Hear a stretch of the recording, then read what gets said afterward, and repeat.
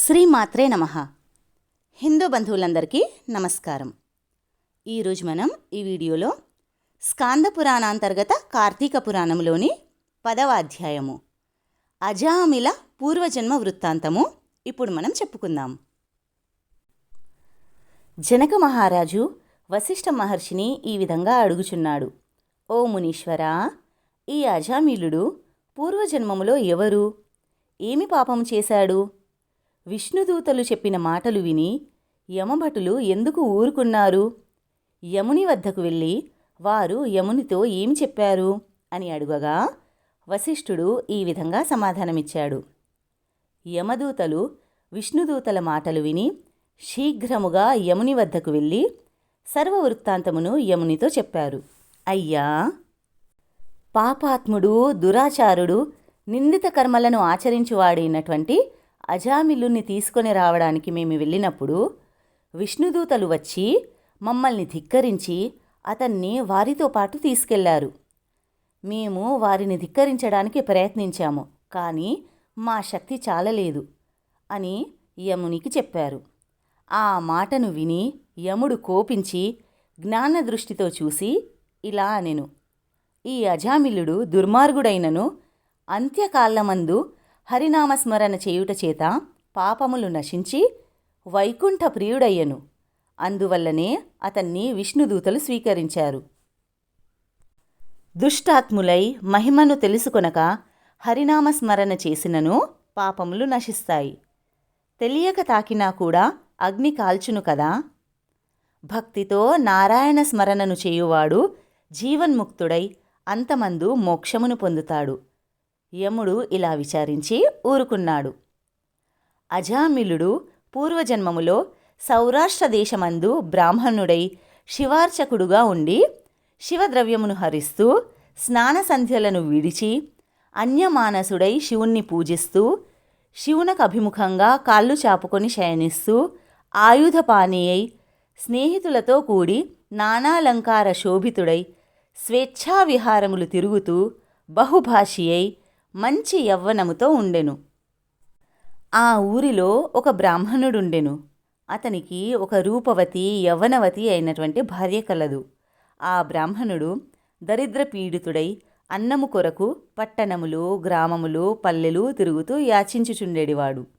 ఒకానొకప్పుడు బ్రాహ్మణుడు సంపాదించిన ధాన్యమును శిరస్సున ఉంచుకొని ఆకలితో ఇంటికి వచ్చి భార్యతో, ఓయి, నాకు ఆకలి కలుగుచున్నది, త్వరగా వంట చేయు, ముందు మంచినీళ్ళిమ్ము, త్రాగి శాంతిస్తాను.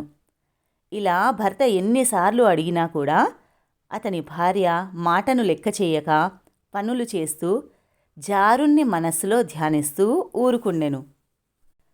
అప్పుడు ఆమె భర్త కోపించి దండముతో భార్యను కొట్టెను. భార్య కూడా భర్తను పిడికిలితో కొట్టెను.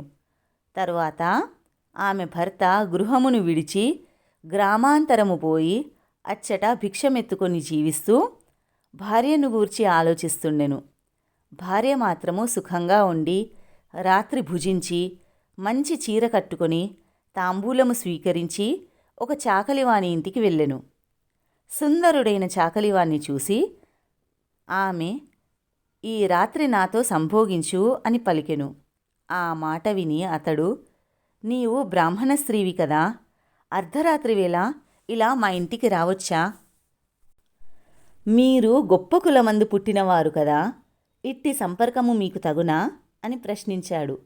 ఈ ప్రకారంగా వారిరువురు వివాదపడుతూ ఆ చాకలివాడు ఆమెను రోకలితో కొట్టాడు. ఆమె కూడా అతన్ని కొట్టి అతన్ని విడిచి రాజమార్గమున పోవుచుండగా పైన చెప్పిన శివార్చకుణ్ణి చూసెను.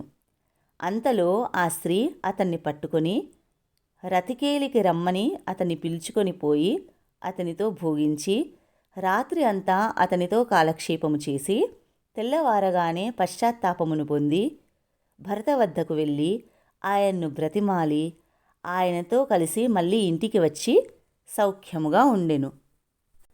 తరువాత కొంతకాలమునకు ఆ శివార్చకుడు మృతి నొంది యమలోకమందు క్రమముగా రౌరవాది నరక దుఃఖములను అనుభవించి తిరిగి భూమి అందు సత్యనిష్ఠుని కొడుకు అజామిలుడై జన్మించెను. ఇతనికి కార్తీక పూర్ణిమ నాడు శివదర్శనం లభించింది. అంత్యకాలమందు హరినామస్మరణ కలిగింది. ఆ హేతువుల చేత సప్తజన్మార్జిత పాపములు నశించి మోక్షమును పొందాడు. ఆ బ్రాహ్మణి కూడా కొంతకాలమునకు మృతి నొంది నరకములో అనేక యాతనలను పొంది తిరిగి భూమి యందు కన్యాకుబ్జమందు చండాలునకు పుత్రికగా జన్మించింది. చండాలుడు ఆమె పుట్టిన సమయము మంచిదా అని ఒక బ్రాహ్మణుని అడుగగా అతడు ఈమె తండ్రి గండాన పుట్టింది అని చెప్పాడు. ఆ మాట విని చండాలుడు ఆ శిశువును అరణ్యమునకు తీసుకువెళ్ళి అక్కడ వదిలివేసెను. అంతలో ఒక బ్రాహ్మణుడు ఆ శిశువును చూసి రోదనము చేస్తున్న ఆ బాలికను తీసుకొని పోయి తన ఇంటిలో దాసీగా ఉన్న ఒక స్త్రీకి అప్పగించెను. ఆ దాసి ఆ బాలికను పెంచింది.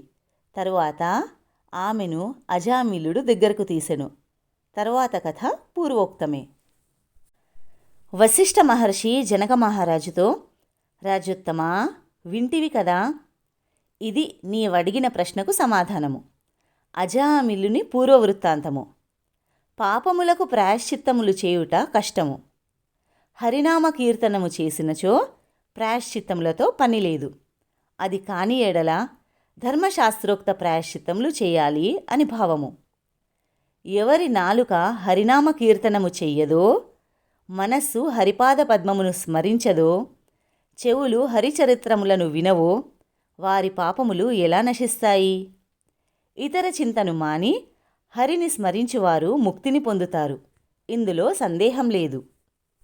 కాబట్టి కార్తీక మాసమందు ఆచరించిన ధర్మము సూక్ష్మమైనదైనను గొప్పదైనను పాపమంతటిని నశింపచేస్తుంది. కార్తీక ధర్మమునకు పాపములను నశింపచేసే సామర్థ్యమున్నది. కాబట్టి కార్తీక మాసమందు ధర్మమాచరించనివాడు నరకమును పొందుతాడు. ఇది నిశ్చయము. పాపములను నశింపచేసే ఈ కథను విన్నవారు సమస్త పాపములను నశింపచేసి మోక్షమును పొందుతారు.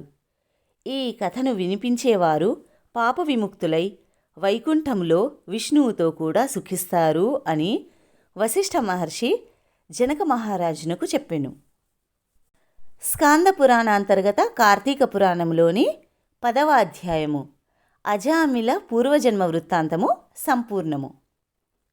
దేవాధిదేవులైన పరమేశ్వరుడు మరియు శ్రీ మహావిష్ణువు కృపాకటాక్షాలు ఆశీస్సులు సదా మనందరిపై ఉండాలని కోరుకుంటూ స్వస్తి.